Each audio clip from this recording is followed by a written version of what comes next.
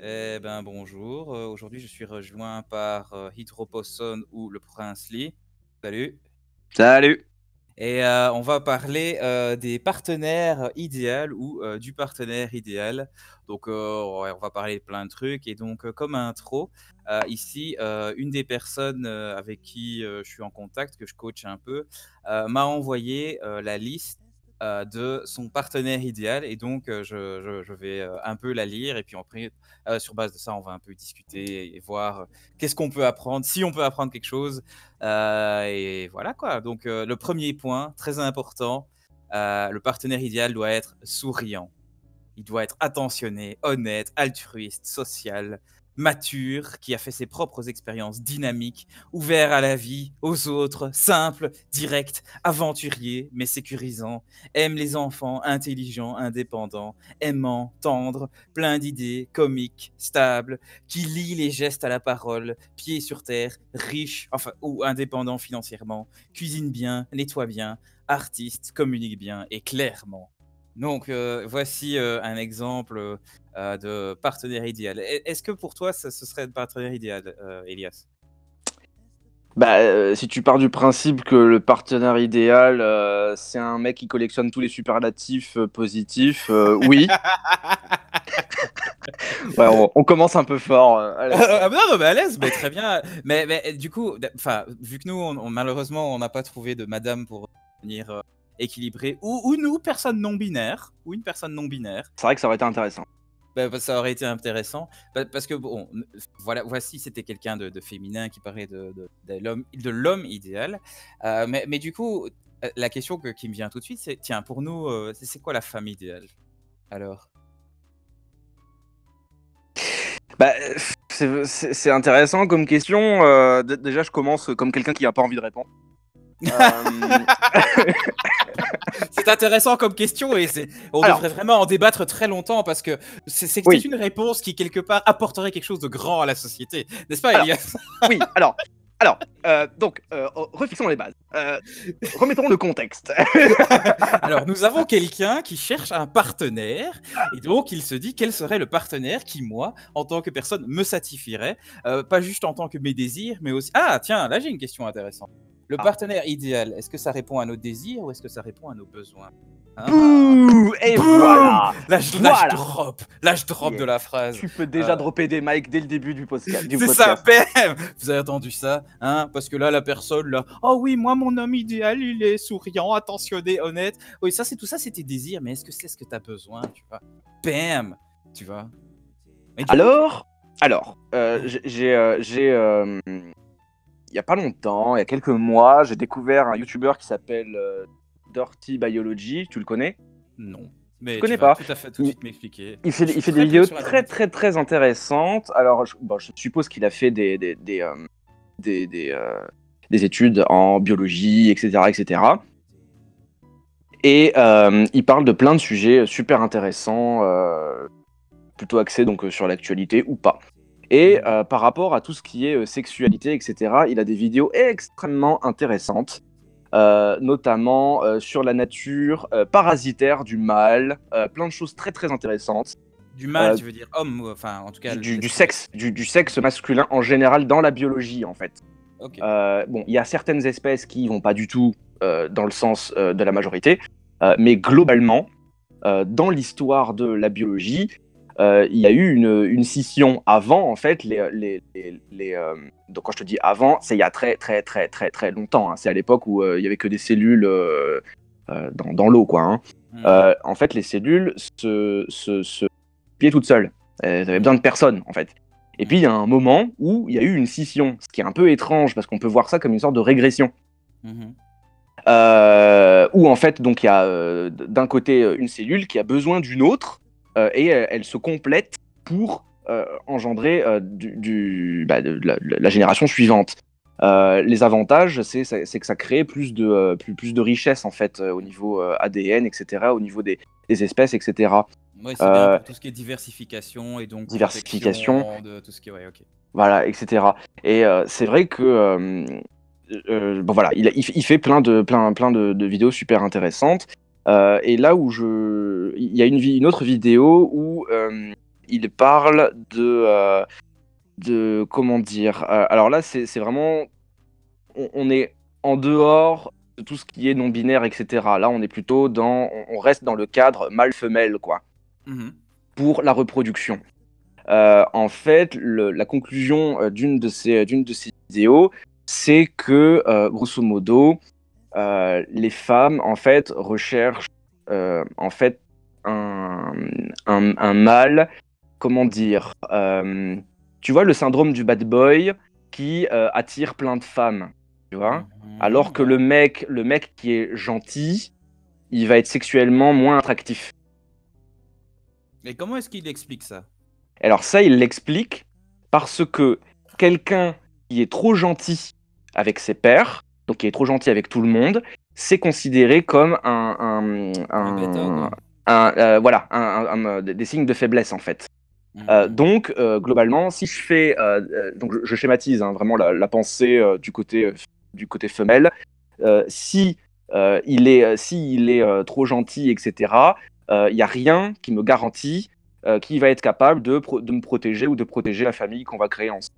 Donc ça, c'est quelque chose de très, très Heu, inconscient. alors C'est tu as des ouais, trucs très ancestraux, hein, ok. d'accord. On n'est pas dans Parce que des tu as trucs. utilisé tu utilisé le mot «penser», mais je me dis qu'au niveau Non, c'est non, pas au niveau rationnel, hein. c'est pas de la pensée, c'est pas rationnel du tout.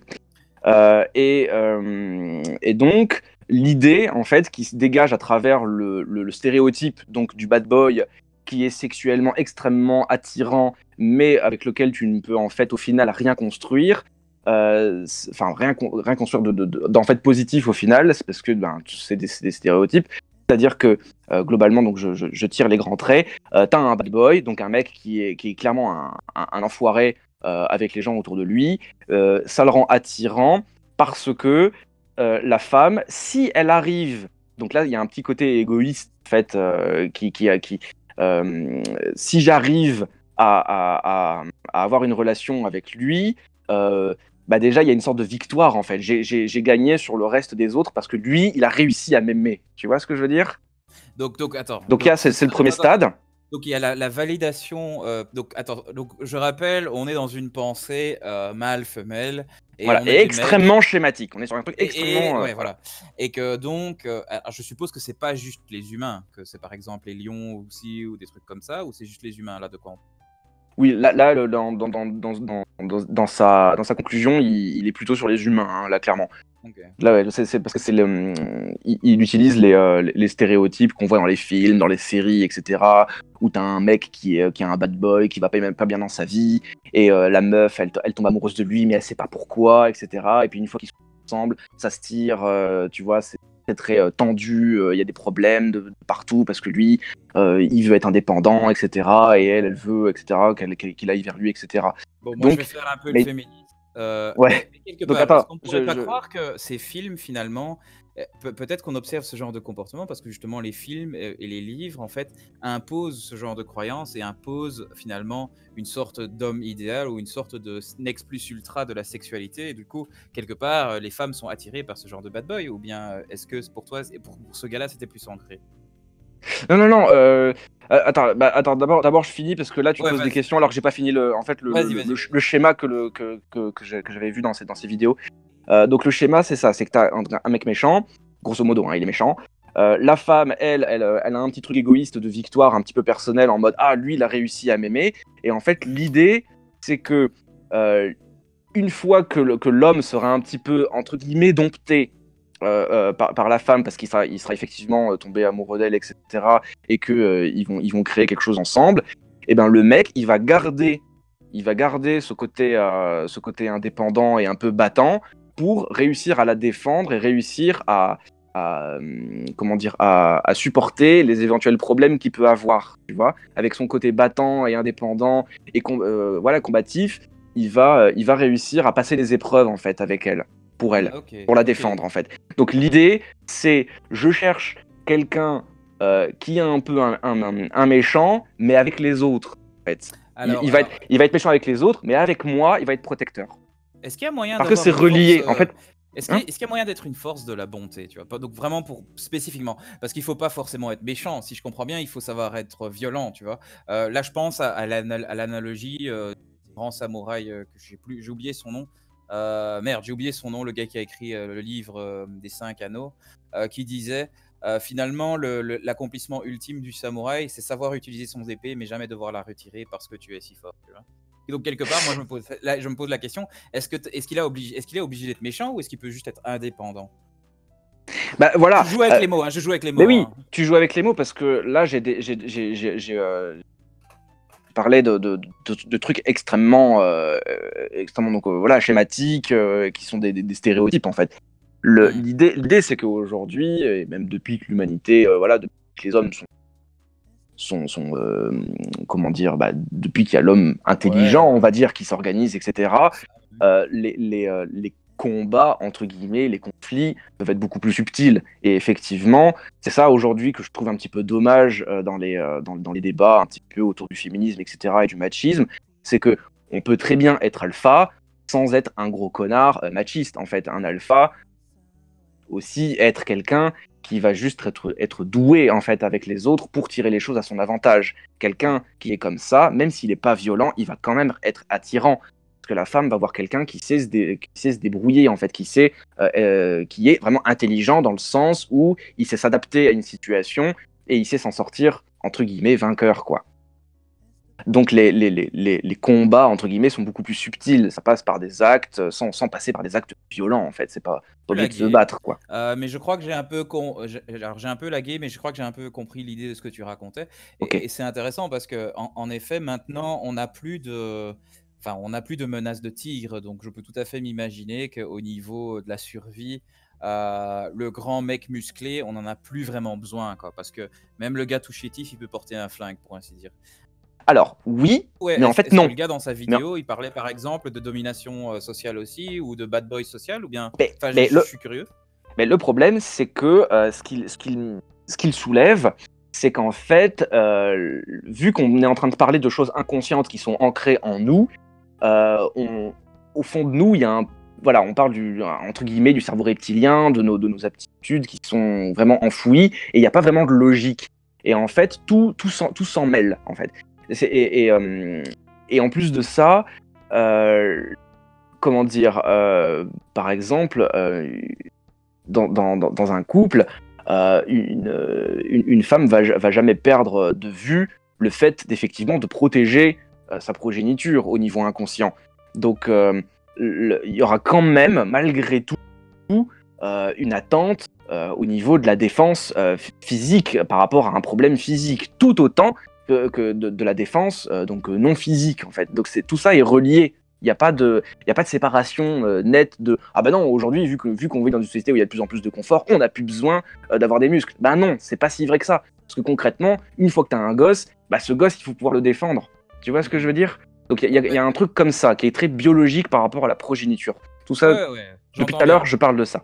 Ouais, Et ouais. alors, voilà, est-ce qu'on reste là ou est-ce qu'on va ailleurs? Non, mais j'ai envie de reformuler Ok. ce que tu as dit, et puis sur base de ma reformulation, juste pour être sûr que j'ai bien compris. Donc en gros, typiquement, cette espèce d'attirance, par exemple, pour les muscles, pour l'intelligence sociale, pour le fait de savoir réfléchir et de savoir s'adapter, tu as utilisé ce mot-là aussi, quelque part, c'est quelque chose d'ancré, bien plus ancré que les émotions, qui est ancré limite au niveau de la peur et du plaisir charnel basique, quoi, si j'ai bien compris. C'est Ouais. vraiment codé, quoi. Ouais, ok. Savoir réagir à des situations vraiment concrètes, quoi. Il y a un problème, j'ai une solution. Tu vois, il n'y a pas de doute. Quelqu'un qui doute, il n'est pas sexuellement attirant, en fait. Quelqu'un qui est sûr de lui, il va être sexuellement beaucoup plus attirant que quelqu'un qui doute. Ouais. Tu vois, par exemple, tu es en train de. Moi, je l'ai vu, je l'ai vécu à titre personnel vraiment très très fort. Je commençais à avoir des relations, donc on va dire une approche, je commence à connaître quelqu'un, cette personne est très intéressée, et puis dès que je commence à parler de mes problèmes et des choses qui dans l'immédiat me posent problème, et ben je me rendais compte que si je parlais pas de choses beaucoup plus sûres en fait en moi, parce que j'étais trop focalisé sur les problèmes que j'avais à ce moment-là, et ben les rencontres que je pouvais faire, et ben en fait elles duraient pas très longtemps. Parce qu'effectivement, c'est pas vendeur. Il y a quelque chose de l'ordre de se vendre soi-même dans la séduction. Ça, c'est pas un scoop. Et clairement, si les choses que tu montres de toi sont des choses plus de l'ordre du doute, bah, c'est perçu comme une faiblesse en fait. Alors que si tu es sûr de toi, bah, même si tu es un peu con, bah, tu es quand même sûr de toi. Donc il y a quand même une direction, tu as une volonté, il y a une direction quoi. Donc Ouais, c'est plus rassurant. ouais, j'entends. Mais du coup, comment t'expliques l'espèce de, allez, l'artiste torturé qui attire comme ça les femmes en mode oh j'ai envie de le sauver, tu vois? Comment t'expliques ça? Parce que ça c'est ah mais oui, alors Ah on mais pourrait dire que lui il a sa direction qui est son art voilà. ouais, j'entends. Non, ouais. Lui, il a quand même, bah, typiquement, on peut prendre l'exemple de l'artiste romantique Ouais, voilà, exactement. qui est une sorte d'incompris. Et ben lui, clairement, donc là, on parle d'un stéréotype qui nous vient du XVIIIe siècle, plus ou moins, quoi, la période romantique, où là, on a affaire à quelqu'un qui se met en opposition, il se met vraiment en opposition, donc une forme de conflit. Il se met en conflit avec le reste du monde. C'est moi contre le reste du monde. Le reste du monde ne me comprend pas. Moi, j'ai compris là où le monde doit aller, ce qu'il faut faire, etc. Et donc, lui, sa richesse et son côté alpha, il est au niveau philosophique, idéologique, et il a cette force comme ça de caractère et une vision du monde, en fait. C'est Et intéressant. C'est voilà. intéressant parce que donc en fait, cet aspect Et il alpha a aussi donc des aptitudes. Il a aussi des aptitudes qui sont avérées. Il a des talents concrets. Donc, par exemple, ça va être un très bon orateur. Ça va être ouais, un très bon artiste, voilà, concret, quoi, ouais, avec ses mots, sa ouais. voix, ses mains, etc., etc. Mais donc c'est intéressant parce que ce qu'on a là où on arrive un peu, si je comprends bien, c'est que finalement, en fait, la force ne doit pas forcément être dans les muscles, en tout cas pour avoir cette espèce d'attirance biologique, mais elle peut complètement être démontrée aussi de la force de la personne et de la force du caractère, en fait, si je comprends bien. Ouais, oui, typiquement. Bah, clairement, tu vois, si tu vas regarder les vidéos de séduction, on va à chaque fois te donner des exemples précis, et puis au bout d'un moment, dans la vidéo, la personne va dire ouh là là, il faut prendre du recul, on ne parle que d'une idée globale, et en fait, ça peut s'appliquer à plein de domaines différents, en fait. Donc c'est plus une attitude, et cette attitude peut prendre plein de formes différentes. C'est plus Ouais. ça, quoi. Voilà. Si tu devais mettre un mot à cette attitude, le mot qui moi me vient, c'est l'attitude du guerrier. Mais peut-être que ça, c'est mes projections à moi. Mais quel mot pourrait ouais, matcher à cette attitude-là alors? Bonjour. Ah, Ah, ok. Non, quelqu'un nous rejoint? Non? quelqu'un nous rejoint, mais se met en moins pour écouter tout ce qu'on Ah, raconte. nous avons un auditeur live. Enfin, ou une auditrice qui pourrait participer. Et Oh là d'ailleurs, là! je précise à l'auditrice que nous parlons de l'attirance biologique. Donc, si elle a envie de participer plutôt que juste écouter passivement, elle peut tout à fait le faire.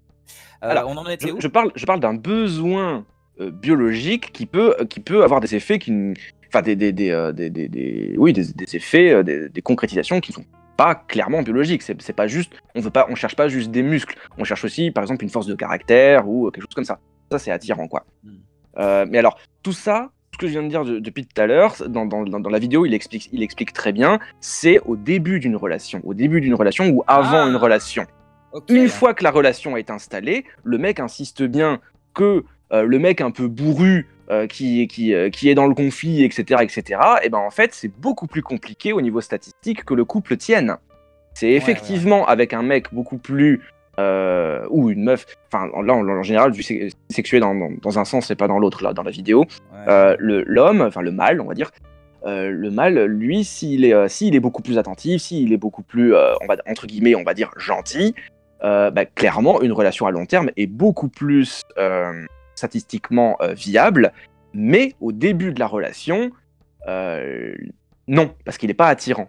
Donc en fait, Ok. l'idée qui se dégage, sans qu'il le dise, c'est grosso modo, le mâle, il doit un petit peu mentir, il doit faire un petit peu sa parade, il doit faire le beau, il doit un petit peu mentir et dire qu'il est et montrer sans le dire, il doit le faire, il doit le suggérer qu'il est fort et qu'il peut défendre et qu'il a une direction et qu'il sait où les choses doivent aller.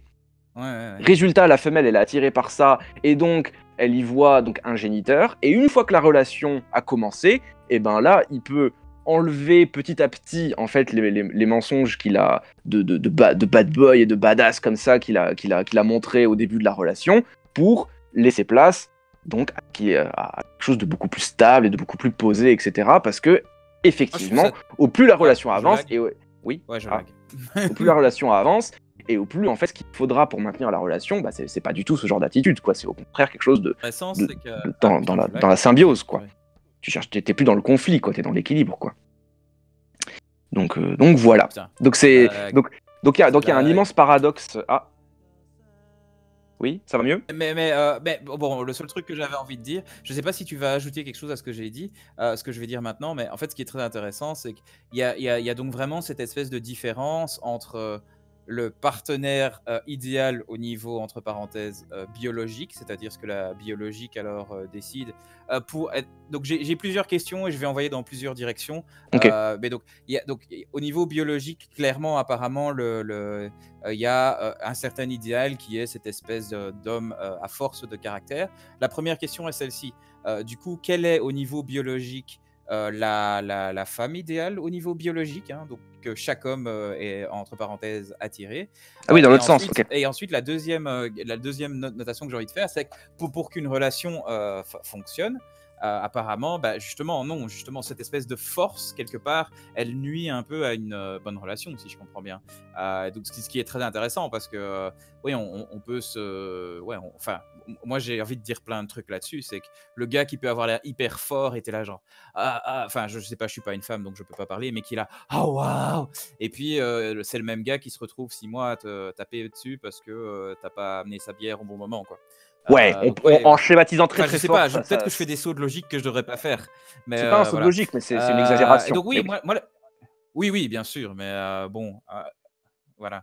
Mais Ouais. donc, du coup, tiens, est-ce que le gars, là, dans les vidéos, il parlait de l'inverse, du coup? Tiens, qu'est-ce que nous, les hommes de mâles, extrêmement alpha, bien sûr, pour toutes les femmes qui nous écoutent, qu'est-ce que nous, qu'est-ce que nous, finalement, au niveau biologique, on trouve attirante chez la femme, du coup? Mais nous, on se Est-ce qu'il pose y a. pas la question, justement. C'est ça Ah! qui est marrant. Mais en fait, Ah! dans cette vidéo, nous, on se pose pas la question. Nous, on est des parasites. Nous, on veut juste procréer le plus possible. On s'en bat les couilles, en fait.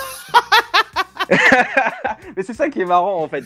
C'est que, enfin, ce qui est marrant, dans les exagérations un petit peu de tout ce qui nous vient de la biologie, de tout ce qui est ancestral, etc., et qui se retrouve dans notre inconscient reptilien, entre guillemets, c'est que bah, le mâle, lui, ce qu'il veut, bah, c'est juste en foutre partout, en fait. Tu vois ce que je veux dire? Lui, il veut juste procréer le plus possible. Et c'est vrai que dans l'idée, tu prends n'importe quel mec, tu lui dis bah écoute, on te file un harem, il va pas dire non, tu vois. Lui, s'il peut procréer avec toutes les meufs, il le fait, tu vois. C'est un mensonge Enfin, c'est un mec qui se ment un petit peu à lui-même, de dire non, non, moi je cherche qu'une femme, etc. Le mec, tu l'enfermes dans une île et tu le mets avec 10 meufs, même si c'est pas des canons de beauté, pas de problème, il va procréer avec, y a pas de problème. Donc par rapport à cette vidéo qui parle de la nature parasitaire du mâle, elle est super intéressante cette vidéo, vraiment je conseille de la regarder parce que ça met un petit peu de perspective sur d'où on vient. Ouais, Et ouais, ouais. là où je veux en venir, c'est que par rapport à toutes ces choses, quand tu les dis, quand tu les explicites, d'office les gens vont lever des boucliers. Mais non, on n'est pas comme ça. Les femmes d'office elles vont dire mais non, moi je réfléchis pas comme ça. Bah non, pas conscient. On parle de choses inconscientes qui nous viennent d'il y a des millions d'années. Et dans les faits, dans les actes, ben il y a des petits actes, des petits gestes où tu peux effectivement le voir. Moi, je sais que, pour revenir sur des choses beaucoup plus concrètes qui peuvent éventuellement parler à nos auditeurs, dans mon expérience personnelle, moi, je l'ai vécu de plein fouet, mais vraiment de plein fouet, quasi littéralement. J'avais une relation extrêmement sereine avec une meuf, une dame, une très très respectable dame, avec qui j'ai une très très bonne relation d'ailleurs depuis. Chose qui est d'ailleurs très intéressante. J'ai vraiment une très très bonne relation avec elle, même depuis. Mais en fait, ce qui s'est passé, c'est que ça a duré plusieurs années. Et donc, bah, moi, clairement, j'étais dans mes routines, dans mes joies, dans mes problèmes. J'avais mes forces, mes faiblesses, etc. Mais en fait, au bout d'un moment, je sentais que ça allait de moins en moins bien. Et bon, que j'avais la chance d'être avec une partenaire qui était quand même assez à l'écoute d'elle-même. Et tous les deux, on se remettait quand même pas mal en question et on réfléchissait pas mal quoi, sur pourquoi est-ce qu'on agissait comme ça, etc. Et elle, au bout d'un moment, elle a réussi à le verbaliser au moment où ça allait vraiment pas bien. Elle a réussi à le verbaliser et là, j'avoue que ça fait mal. En tant qu'homme, ça fait mal. Elle a Elle a, verbalisé quoi? elle a verbalisé que La guerre. elle a verbalisé vraiment texto que j'étais quelqu'un de trop gentil. Elle voulait quelqu'un de beaucoup plus viril en fait. Elle attendait quelque chose de, parce qu'elle voulait plus de pas de piment. Elle a pas dit comme ça, elle a pas explicité comme ça, mais elle voulait vraiment quelque chose Animal ou quoi? de plus animal, de plus vivant. Elle voulait quelque chose de plus directif en fait. Et moi j'étais un petit peu trop dans une stase comme ça de routine, de machin. Et, euh, et à un moment, à ce moment-là, en fait, à ce moment-là de la relation, donc clairement, on était à 4 ans de relation, 4-5 ans de relation. Là, elle commençait à être, ben, même pas qu'elle commençait, c'est qu'elle était vraiment de plus en plus attirée par d'autres hommes. Et elle me le disait, on communiquait beaucoup là-dessus.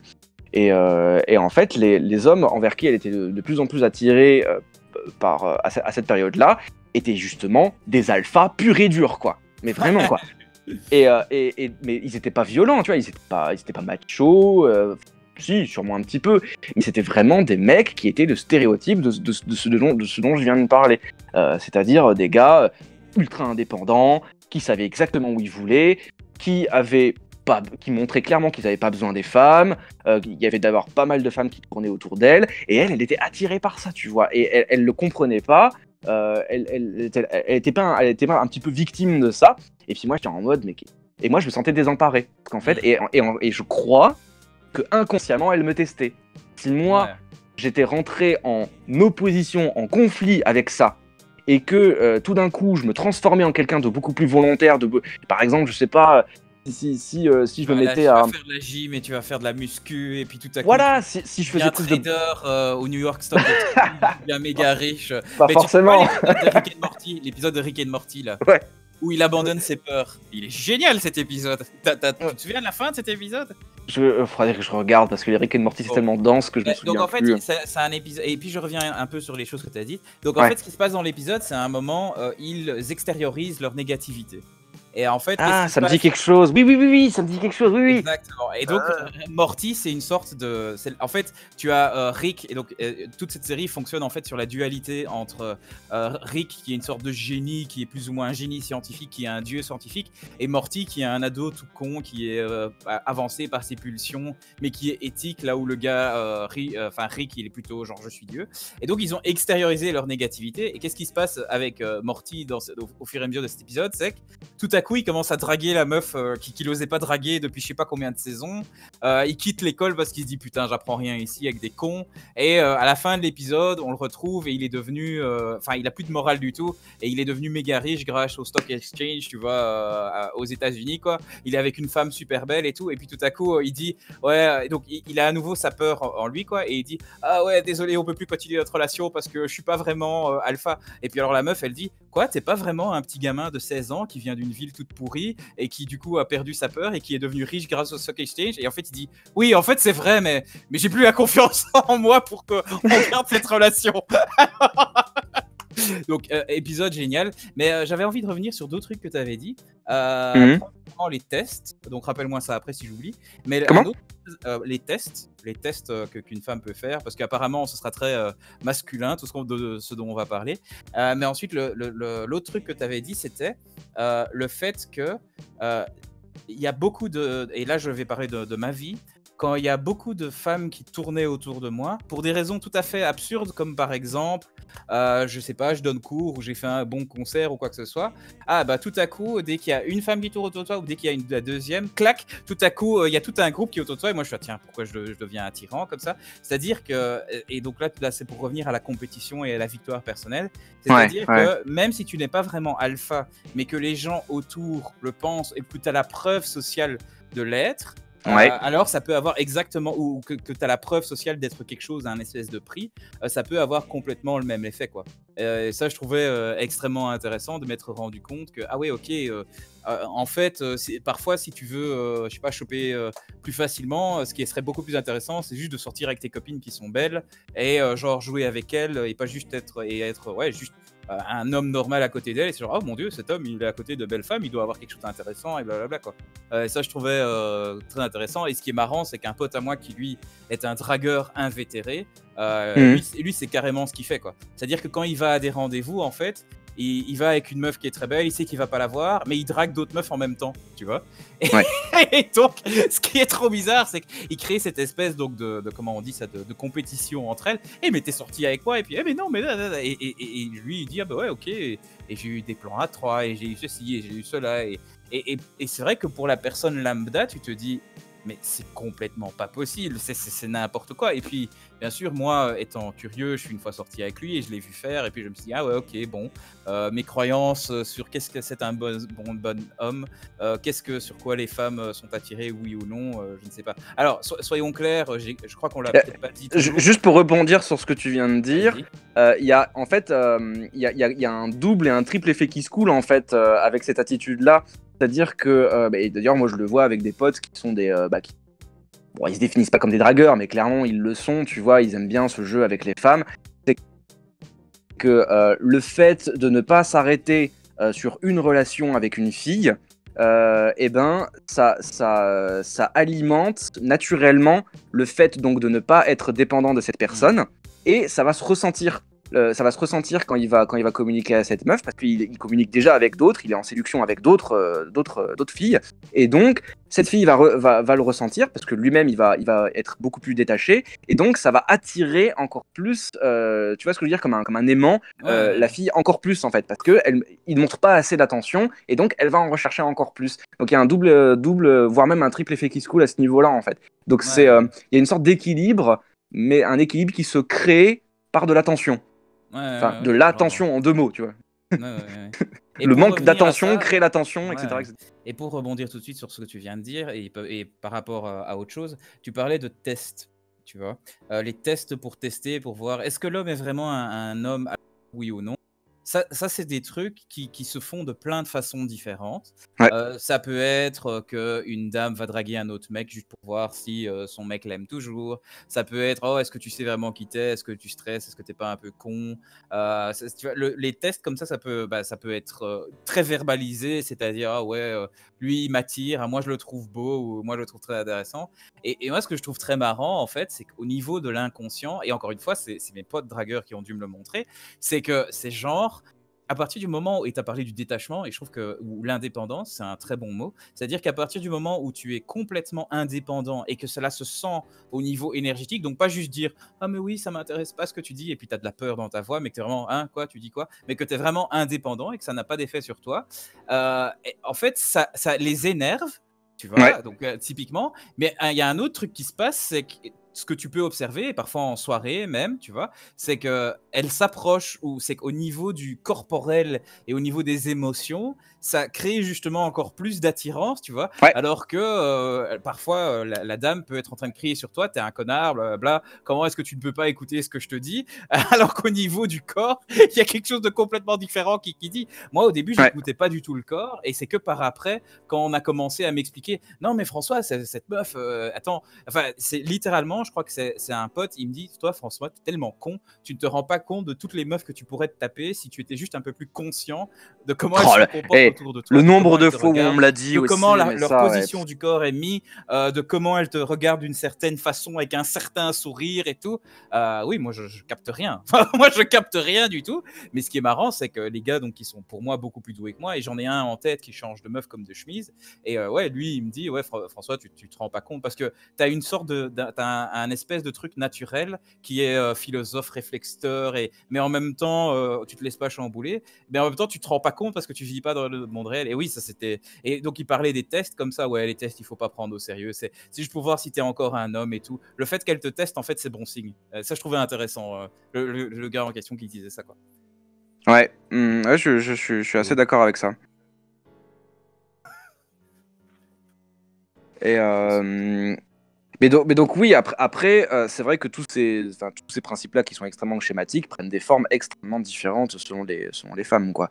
Et puis à l'inverse, Ouais. vu qu'on est des êtres quand même sociaux, on génère des caractères et tout, on n'est pas non plus des animaux. T'as aussi la même chose chez les hommes, quoi. T'as aussi des hommes qui peuvent qui développent donc aussi des attentes et ils veulent pas sortir avec n'importe qui, etc., etc. C'est tout à fait possible, mais voilà, fondamentalement, quand tu comprends un peu les principes de base, ça t'arrives quand même à débloquer des trucs, quoi. Et moi, je sais que personnellement, c'est grâce à une amie qui est en fait ma meilleure amie. Mon meilleur ami est en fait une meilleure amie. Ouais, ouais, ouais. Là, pour le coup, on peut pas il n'y a pas de neutre pour ça. Donc, ma meilleure amie qui, quand elle a des soucis, on discute, on discute, on discute. Bah, moi, vu que je suis pas dans sa tête et vu que je suis pas une femme, bah, je suis un peu détaché par rapport à tout ça.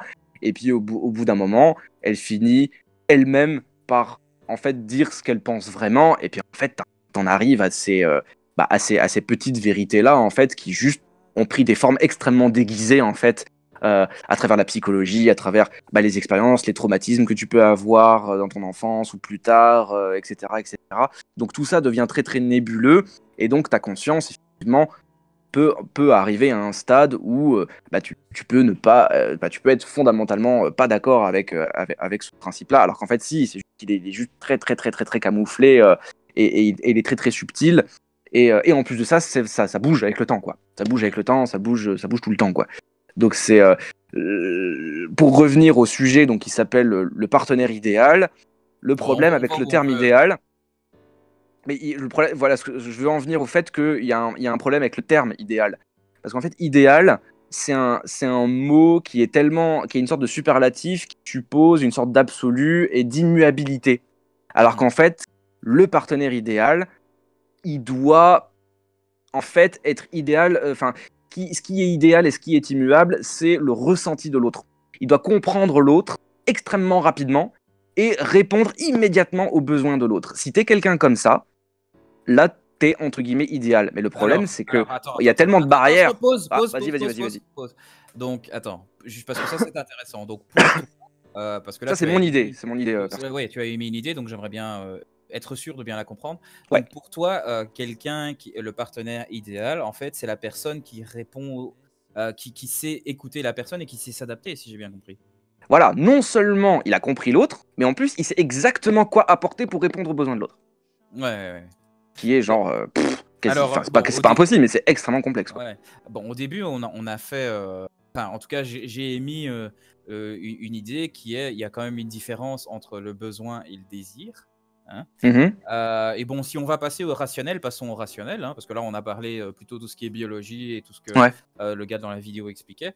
Bon, il y a plein de gens qui remettent ça en question en ce moment. On appelle ça l'intersectionnalité, je crois, ou qui disent que ah ouais, ok, tout ce qui est biologique, en fait, peut-être que c'est juste des constructions sociales. Soit, je suis pas un expert, donc je vais pas trop rentrer là-dedans, à part peut-être quelques trucs que je sais.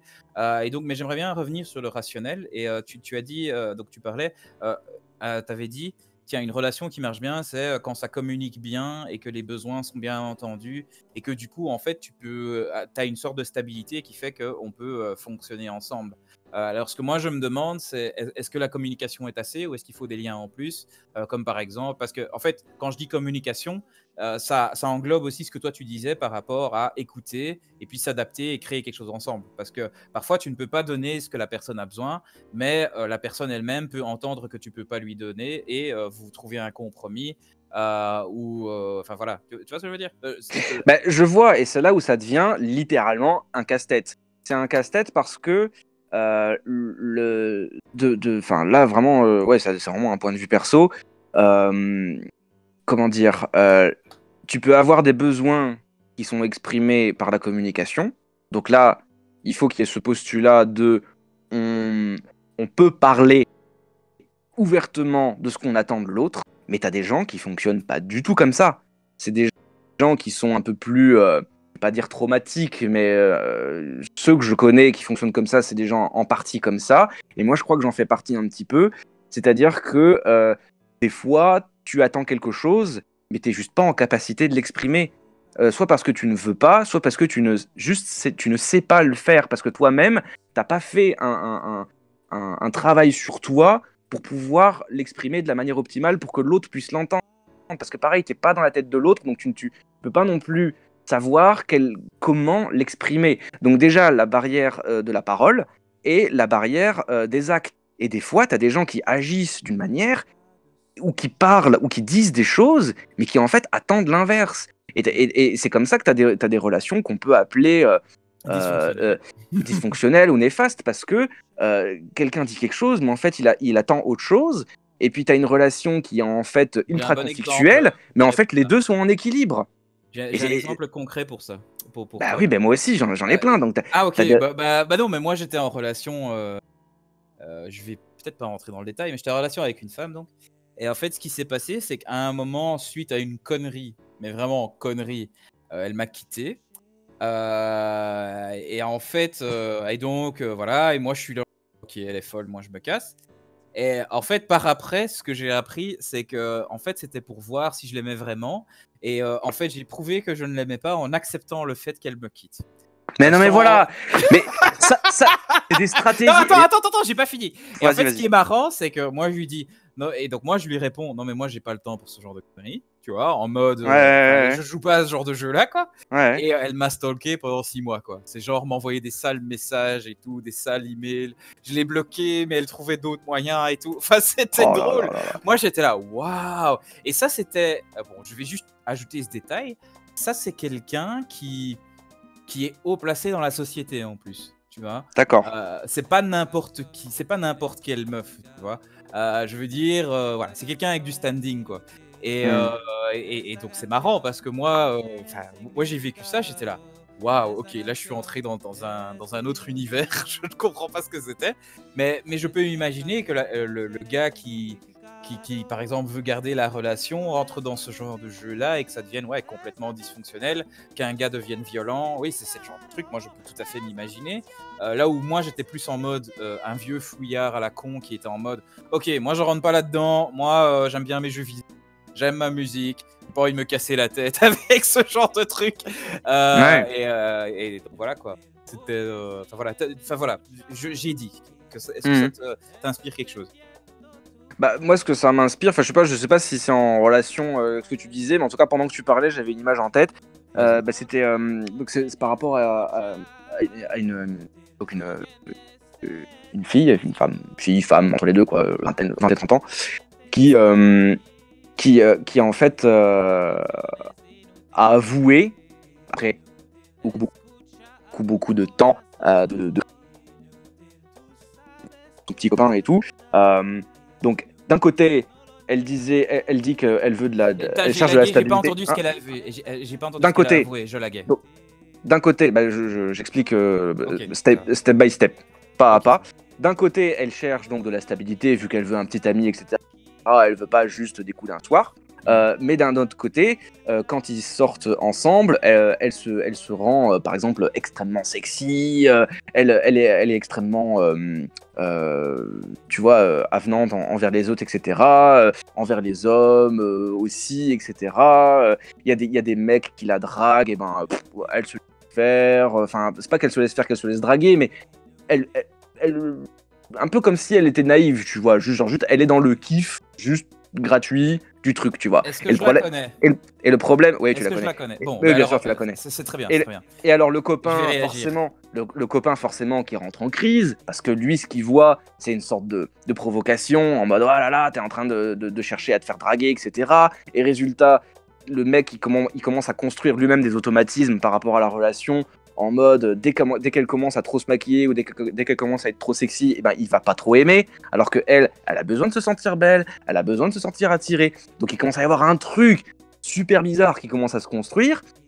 Et puis au bout d'un moment, je l'entends avouer, ben en fait, moi ce dont j'ai vraiment besoin, c'est juste de sentir que c'est vivant en fait. Le plus important, c'est que ça bouge et c'est que ce soit riche et c'est que ce soit tendu et en fait le plus important c'est ce qui se C'est passe. C'est l'énergie, pas ouais. pourquoi on le fait, c'est juste l'énergie en fait. Et quelque part, ça lui va en fait tout ce drama et tous ces tiraillements, etc. En fait, son inconscient, là je parle de son inconscient, lui ça lui va parce que c'est comme ça qu'il a été conçu. Alors, Donc j'aimerais bien voilà. rajouter quelques petits détails de contexte pour nos auditeurs. Pour ceux qui connaissent l'énéagramme et ceux qui connaissent pas, je vous invite à rechercher. Elle, c'est clairement une énéagramme 8. Elle est dans le défi, elle est dans l'intensité, elle aime bien ça et tout ça. Et du peu que j'ai un peu compris, il y a quand même un peu des problèmes d'estime de soi et le fait d'être, de sentir que tous les hommes la regardent, il y a Bah ce oui, côté, je vis et j'ai de la valeur, quoi. ouais, Heu ouais, ouais. et donc oui, ça, c'est des combinaisons très intéressantes, où OK, donc en fait, je dois être ultra belle et ultra séduisante tout le temps pour attirer, l'attention des mecs et ce qui est marrant, c'est qu'en fait, la femme en question, en fait, elle a moi, ce qui me surprend, c'est qu'elle est extrêmement profonde, en fait.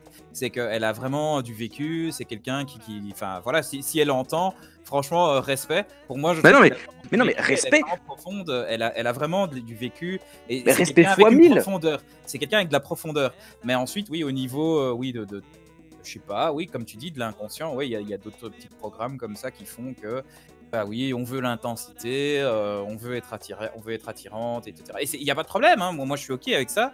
Ça Ouais, rend bah le monde attends, plus beau, ça rend le monde beaucoup plus beau, mais soyons. bien sûr. Mais là où ça devient ouf, non mais attends, mais là où ça devient ouf, c'est que par rapport à ce que je disais tout à l'heure, euh,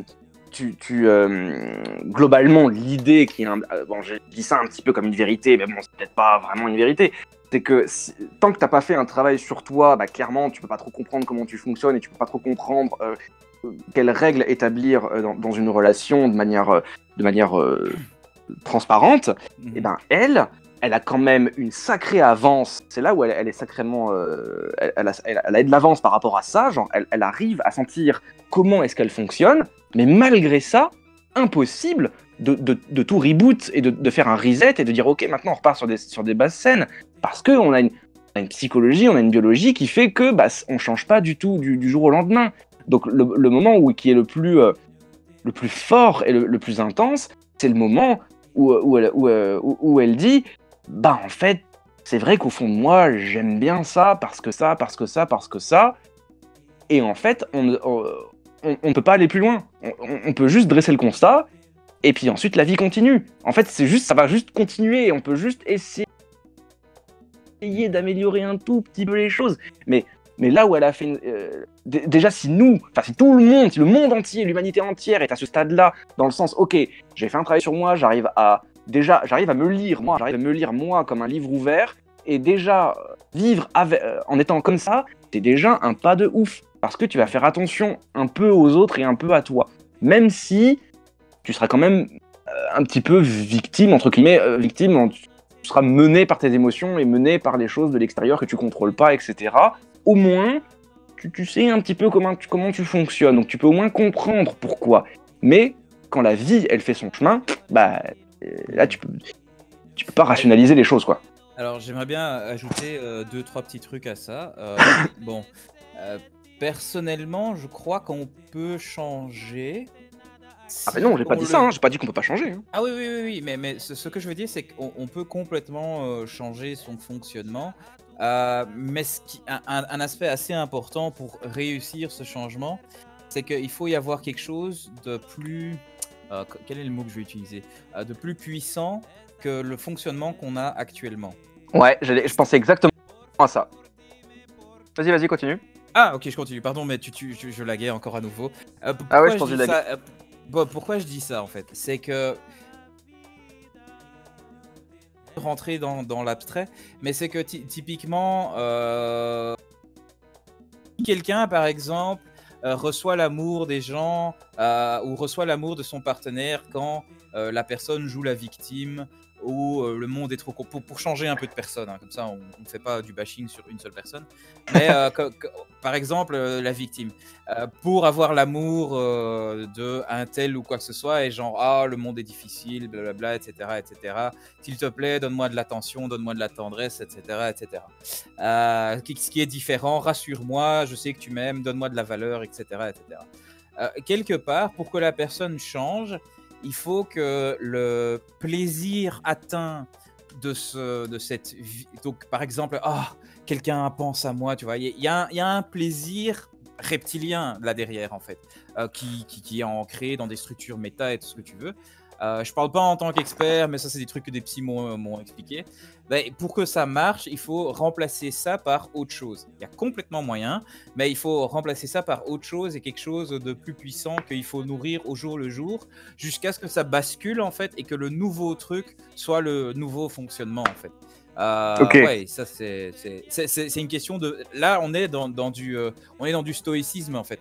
Donc stoïcisme, ce que je veux dire par là, c'est la raison et la volonté qui impose sa life à l'inconscient quoi. Et ouais, il me semble que ça prend, je crois. Donc pour une habitude, c'est 21 jours, mais pour changer des croyances et des fonctionnements comme ça inconscients, c'est 2 ans, quelque chose comme ça, ou plus, ou je sais plus exactement. Je crois 2 à 5 ans, quelque chose comme ça. Donc voilà, donc ça c'était un petit truc que je voulais ajouter. Ouais, je me doute bien que, ça doit pas être automatique, ouais.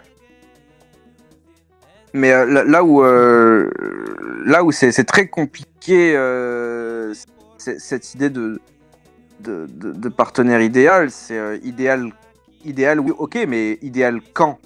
Idéal maintenant? Ou idéal que tu projettes? Genre, qui n'existe pas parce qu'il est dans le futur et c'est quelque chose que t'aimerais bien. Et puis le moment où tu rencontreras vraiment quelqu'un, bah ça ne sera pas prête ou lui sera pas prête et il se passera rien. Au final, Ouais. Bah, ouais, vas-y. c'est comment expliquer? J'ai vraiment du mal à expliquer parce qu'on tombait dans des cités un peu nazes. Non, mais enfin, si je crois comprendre ce que tu dis, c'est en effet, il y a la différence entre, comment dire, entre ce qu'on veut, ce qui sont les projections, les traumas, les croyances, les valeurs et tout ce que tu veux. Et donc, on se crée une sorte d'image de la princesse ou du princesse charmant. Qui est sur base de notre vécu et de nos croyances, de ce que maman nous a dit, de ce que papa nous a dit, de ce que la télé nous a dit. Et là, je suis assez d'accord avec tous les intersectionnels, c'est qu'en effet, pour quand les gens disent moi mon partenaire idéal il fait ça, il y a une grande partie qui vient de l'éducation inconsciente et inconsciente quoi. Quand dans Disney, la plupart des princes charmants c'est des gars avec des épées qui sauvent et qui font des actes héroïques pour pouvoir avoir le baiser de la madame. Eh ben, bon, là, je parle purement en tant que mec. Bah, toi, tu t'imagines qu'en tant que gars, il faut être ultra courageux et il faut mettre la femme sur un piédestal et il faut se tuer pour pouvoir la voir et avoir son attention. Alors que parfois, juste dire bonjour, c'est assez. Tu vois. Ouais, c'est vrai. Et que quelque part, l'amour n'est pas réel si l'homme ne fait pas un grand acte héroïque ou fantastique qui mérite mon amour, moi, en tant que femme, tu vois. Je veux dire, ça, c'est des croyances qui adviennent du romantisme, qui adviennent de tout ça, parce que ça n'a pas commencé maintenant. Hein. C'est des trucs qui viennent du temps des troubadours et tout ça.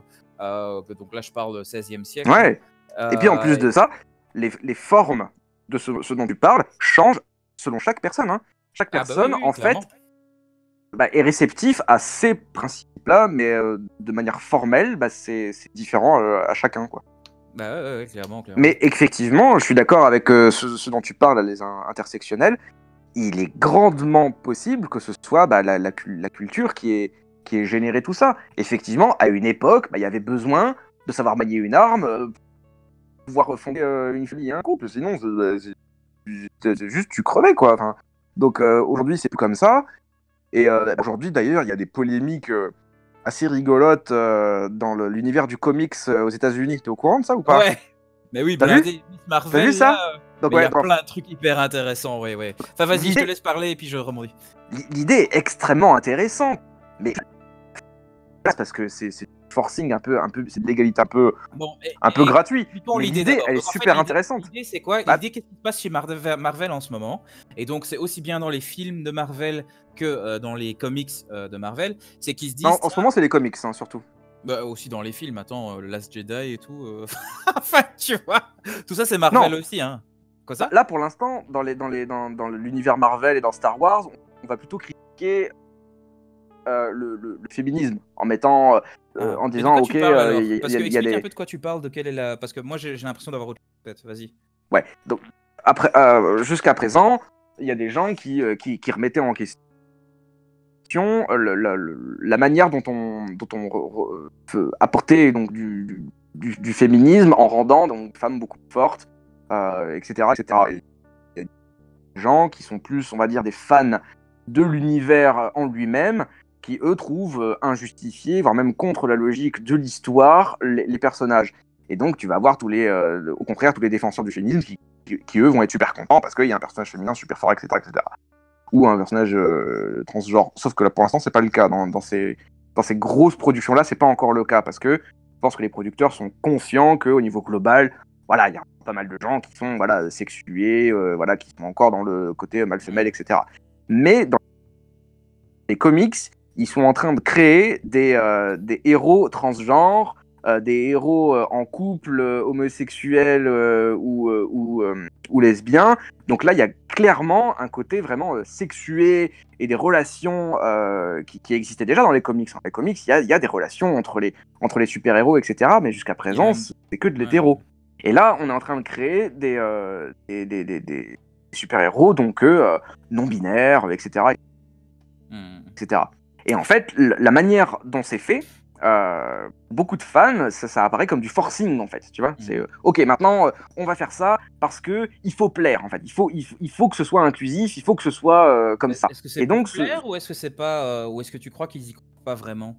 Enfin, moi j'ai l'impression qu'ils y croient sincèrement. C'est-à-dire que alors moi, les gars là qui ouais, c'est sont pas. à la tête de Marvel, ils se disent sincèrement, putain, moi en tant que femme, en tant que gay, en tant que transgenre, ou ce que tu veux, moi j'ai vraiment eu difficile dans le monde. Si moi, en faisant ma BD où je mets un héros transgenre ou un héros femme forte ou quoi que ce soit, ça peut inspirer des femmes à se montrer plus fortes et ça peut montrer aux mecs que les femmes savent faire des trucs aussi. Quelque part, oui, ok, c'est du forcing, mais j'ai l'impression qu'ils y croient sincèrement, personnellement. De ce que j'ai cru comprendre, mais vraiment dans les grandes lignes, j'ai pas été dans le détail du dossier, en fait, ce qu'ils reprochent, c'est le côté un peu zoo. Tu vois ce que je veux dire? Le Ou côté pas? quoi? Parce que je lag, hein, désolé. un, Le côté quoi? un côté zoo. Le côté zoo, du genre, en fait. C'est-à-dire que LOL. dans ton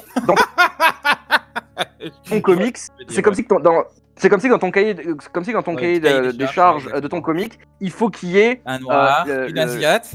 voilà, il faut qu'il y ait le noir, il faut qu'il y ait l'asiate, et vu que c'est des minorités, il faut que ce soit des gentils.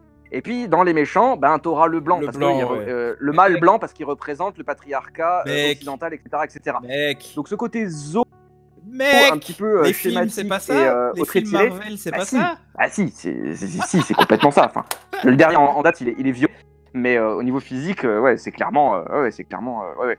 Et puis même le Star Wars, le dernier Star Wars, tu m'as montré aussi. Ouais, Enfin, non, c'est ouais, ouais. quelqu'un d'autre qui m'a montré que ouais, il y avait un gros discours idéologique féministe derrière, de manière Ouais. symbolique, de manière symbolique. Mais soyons un Mais bon, peu. Je comprends la philosophie. Donc ça, c'est la philosophie du progressisme, de l'intersectionnalité, tout ce qui est Foucault et tout ce que tu veux. J'ai pas été en détail, mais apparemment. Et donc l'idée, c'est comment on appelle ça, la constructivisme social, c'est-à-dire que finalement tout ce qu'on considère comme normal ou quoi que ce soit, c'est juste des constructions sociales. Et donc tu as des penseurs dans les années 70 et tout qui ont amené tout ça. Et puis tu as eu une meuf qui a inventé l'intersectionnalité et tout ça. Et alors, en fait, l'idée de base qui je trouvais très noble, c'est finalement ce qu'on veut, c'est que quelle que soit l'origine de la personne, quel que soit son genre, quelles que soient ses croyances, quel que soit blablabla, il faut que tout le monde ait les mêmes droits, enfin que le monde soit équitable, non, équitable plutôt que égalitaire. Égalitaire, c'est-à-dire tout le monde a les mêmes chances.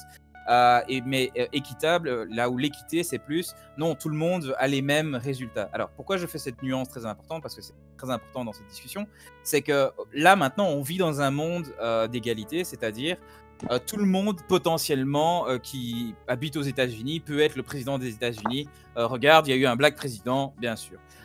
Tout le monde peut lancer sa boîte, tout le monde peut avoir sa propre voiture. Donc, soi-disant, on est dans un monde d'égalité, on ne fait pas de différence sur si tu es gay ou quoi que ce soit. Alors là, le grand argument quand on parle de tout ça, c'est non, en fait, c'est pas égalitaire parce que si tu es gay, à l'entretien d'embauche, ou si tu es trans, on va complètement te juger différemment que si tu es un homme mâle, blanc, hétéro.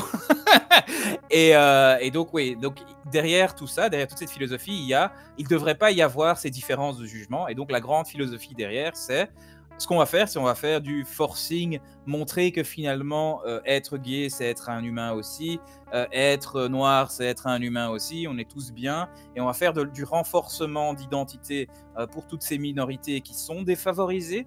Pour le coup, moi je trouve ça intéressant parce que moi je suis de couleur pour les gens qui ne savent pas. Et en effet, oui, très honnêtement, j'ai senti du racisme dans ma vie. Bon, il y a du racisme qui est basé sur l'ignorance que moi je trouve ok parce que c'est juste la personne elle connaît pas et elle se rend pas compte que je suis un Belge et je bois des bières et je mange des frites comme les autres.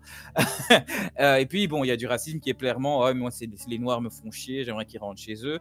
Sauf que chez moi c'est à Bruxelles, j'ai toujours vécu là. Et donc oui, moi en fait clairement je devrais me mettre derrière ce genre de mouvement.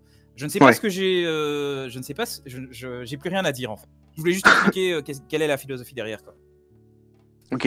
Bon, là, on est en train de gentiment partir du sujet parce que moi, ce que j'ai plutôt envie de dire, c'est. En fait. Utile, on va où on veut. Hein. Clairement, moi, ce qui me parle, plutôt que de rester dans l'analyse plutôt idéologique est-ce que c'est bien ou c'est pas bien de promouvoir l'égalité des sexes, l'égalité des genres, etc. Je crois que le plus gros, ce qui est plus judicieux, c'est plutôt de regarder au niveau économique et social plutôt que uniquement le côté idéologique et social. Donc, c'est-à-dire clairement quelle masse d'argent représente les non-binaires, les gays, les lesbiens, pas grand-chose. Aujourd'hui, tu vois, globalement, on réfléchit plutôt comme ça, tu vois. Tu vas pas faire d'un futur Marvel ou d'un futur Star Wars un pamphlet full non-binaire où tu auras que des persos gays et lesbiens. Ton truc, il va faire un four, parce que typiquement, ton public, il n'est pas assez développé. Par contre, si tu développes le pouvoir économique des populations dites, en plus, moi, ce qui m'étonne, c'est qu'il faut les étiqueter, tu vois, alors que par définition, il faudrait plus étiqueter, justement. Mais bon, bref. Étiquetons les gays, les lesbiens, les bi, les Q+, les machins et trucs. Je vais te répondre tout de suite. Je vais te répondre tout de suite à ce petit point-là. Ce petit point-là, je vais répondre tout de suite. Ah, d'accord. Pourquoi est-ce qu'il faut étiqueter dans leur conception des choses? C'est que le fait de ne pas étiqueter, ça rend les choses floues et ça permet justement les injustices. Donc, je te donne un exemple concret, c'est, supposons la femme noire, par exemple. Ouais. En fait, disons qu'il y a des lois en place pour protéger les femmes. Supposons qu'il y a des lois en place pour protéger donc les femmes, j'ai dit, et pour protéger les noirs.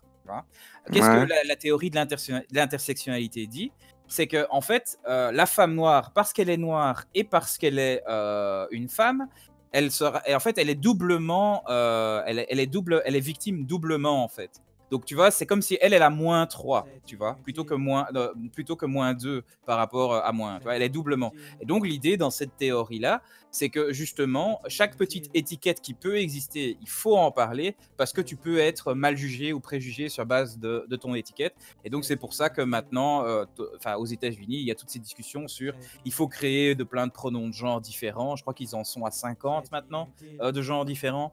Parce que oui, chacun de ces trucs peut être négatif et donc il faut édicter et donc la philosophie c'est il faut problématiser. Dès qu'il y a un problème ou dès qu'il y a un truc qui pourrait être perçu comme mal, on va le problématiser, c'est-à-dire dire ah mais non ça pourrait être mauvais et c'est ça qui est très intéressant, c'est que même si moi je ne suis pas victime d'une injustice ou quoi que ce soit, mais si je perçois que quelqu'un pourrait être une victime d'une injustice, eh ben alors je dois le problématiser, je dois dire que c'est un problème, parce que si je ne le dis pas, je suis en train de continuer en fait toute cette problématique.